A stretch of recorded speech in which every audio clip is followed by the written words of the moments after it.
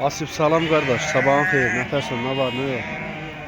Asif 60 baş, bax belə balalı qoyunu qardaş, bax görürsən, hamısı da birinci, ikinci qarına, bax ikiz də qoyun. 60 baş heyvanı qardaş. Bax Luboy da belə birinci, ikinci qarına, bu gün də noyabrın 21-i. Bax bu gün çıxıb, quzuları görürsən, quzun hamısı bax belə yanı iri balalıdır. Görürsən. Maşallah olsun, görürsən. Görürsən, bunların hamısı birinci, ikinci qarına şişəklərdir. Boynun Luboy şişəkdir qardaş.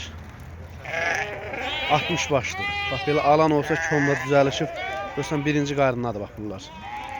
Alan olsa komla düzəlişib verərəm.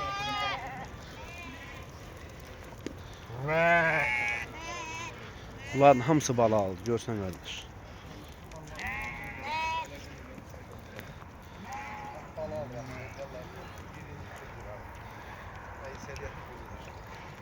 Görürsən, maşallah olsun.